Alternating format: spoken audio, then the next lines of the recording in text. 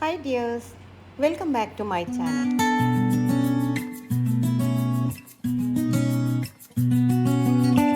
ഇന്ന് ഞാൻ വന്നിട്ടുള്ളത് അയില നമുക്ക് നല്ല ഈസി ആയിട്ട് തന്നെ എയർ ഫ്രയറിൽ പൊള്ളിച്ചെടുക്കുന്നതിൻ്റെ റെസിപ്പി ആയിട്ടാണ് കേട്ടോ. നല്ല സൂപ്പർ ടേസ്റ്റാണ്.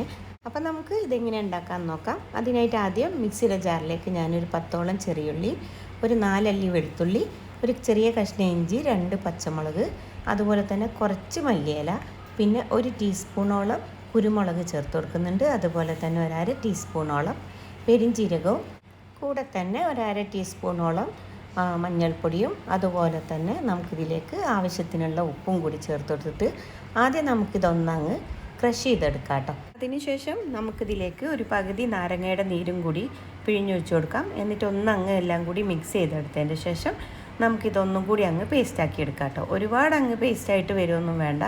കാരണം ഇത് ഒരിച്ചിരി ഒന്നങ്ങ് ഇതൊക്കെ ഉണ്ടായിട്ട് തന്നെയാണ് നമ്മൾ അയിലയിൽ പരട്ടി കൊടുക്കുന്നത്. അതുകൊണ്ട് ഒരുപാട് പേസ്റ്റ് ആക്കണ്ട കേട്ടോ. ഇതുപോലെ ഒന്നാക്കിയെടുത്താൽ മതി. ഇനി നമുക്ക് അയിലയിലേക്ക് ഈ ഒരു മസാല പരട്ടി കൊടുക്കാം. ഞാനിപ്പോൾ ഇവിടെ അയില ഉണ്ടല്ലോ, ഇതുപോലെ അയില ആദ്യം ഒന്ന് വരിഞ്ഞെടുത്തതിന് ശേഷം നടു ഒന്നങ്ങ് പൊളിച്ചെടുക്കുന്നുണ്ട് കേട്ടോ. ഇങ്ങനെ വേണം എടുക്കാനായിട്ട്.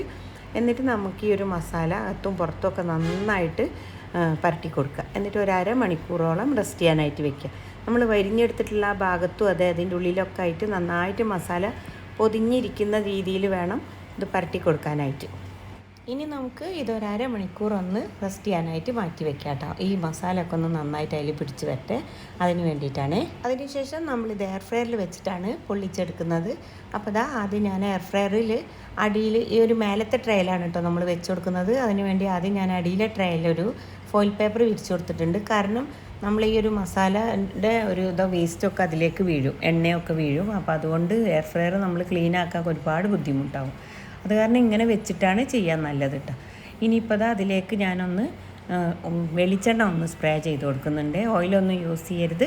ഇത് വെളിച്ചെണ്ണയിലാണ് പൊള്ളിച്ചെടുക്കാൻ ടേസ്റ്റ് കിട്ടുക. ഇനി നമുക്ക് ഒരു സൈഡ് ഇതുപോലെ അങ്ങ് വെച്ച് കൊടുക്കാം. എന്നിട്ടുണ്ടല്ലോ അതിൻ്റെ മേലെ വീണ്ടും നമുക്കൊന്നും കൂടെ വെളിച്ചെണ്ണ ഒന്ന് സ്പ്രേ ചെയ്ത് കൊടുക്കാം കേട്ടോ. ഇനി ഞാനിത് 180 ഡിഗ്രിയിൽ ആദ്യം ഞാനൊരു 10 മിനിറ്റ് ഒന്ന് കുക്ക് ചെയ്തെടുക്കുന്നുണ്ട്. അപ്പോൾ ഒരു 5 മിനിറ്റ് ആകുമ്പോൾ നമുക്കിതിനൊന്ന് തിരിച്ചിട്ട് കൊടുക്കണം. അപ്പോൾ ആദ്യം നമുക്കൊരു 10 മിനിറ്റ് സെറ്റ് ചെയ്തതിന് ശേഷം എയർ ഫ്രയർ ഓൺ ചെയ്യാം കേട്ടോ. ഇപ്പോൾ ഒരു 5 മിനിറ്റ് കഴിഞ്ഞിട്ടുണ്ട്. അപ്പം നമുക്ക് ഒന്ന് ഓപ്പൺ ചെയ്ത് നോക്കാം.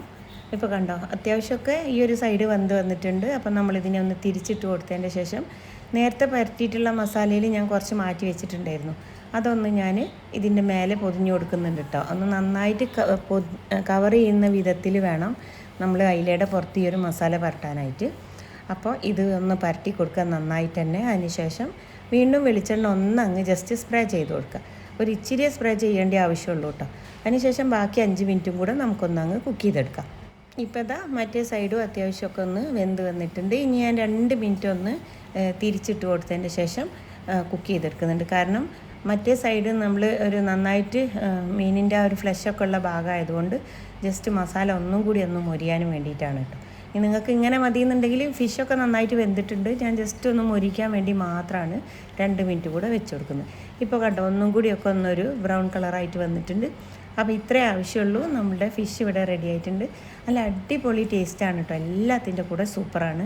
കണ്ടോ, ഇത് നമ്മൾ ഫോയിൽ പേപ്പർ വെച്ച് കൊടുത്ത കാരണം ഇപ്പോൾ ഇതിൻ്റെ അടിയിലൊന്നും ആവില്ല നമ്മുടെ എയർ ഫ്രയറിൻ്റെ. അപ്പോൾ നമുക്ക് ക്ലീൻ ചെയ്യാൻ വളരെ എളുപ്പമാണ് ഇതുപോലെ വെച്ച് കൊടുക്കുമ്പോൾ. അപ്പോൾ അതുകൊണ്ടാണ് ഞാൻ വെച്ച് കൊടുത്തത്. ഇനി നമുക്ക് നമ്മളുടെ ഫിഷിനേതാ ഞാനൊരു പ്ലേറ്റിലേക്ക് മാറ്റിയിട്ടുണ്ട്. നല്ല സൂപ്പർ ടേസ്റ്റാണ്. ചൂടോടെ തന്നെ കഴിക്കാൻ ശ്രദ്ധിക്കുക. നല്ല അടിപൊളിയാണ്. പത്തിരിയുടെ കൂടെയും ചപ്പാത്തിയുടെ കൂടെയും ചോറിൻ്റെ കൂടെയൊക്കെ. അപ്പോൾ ട്രൈ ചെയ്ത് നോക്കുക. ഇഷ്ടമായിട്ടുണ്ടെങ്കിൽ ഫീഡ്ബാക്ക്സ് അറിയിക്കുക. ലൈക്ക് ചെയ്യാനും ചാനലൊന്ന് സപ്പോർട്ട് ചെയ്യാനും അതുപോലെ തന്നെ എന്തായാലും നിങ്ങളുടെ ഫ്രണ്ട്സിനും ഫാമിലിക്കും ഷെയർ ചെയ്ത് കൊടുക്കാനും മറക്കരുത്. പുതിയൊരു വീഡിയോയുമായി നമുക്ക് പെട്ടെന്ന് തന്നെ കാണാം. Take care. Thank you for watching.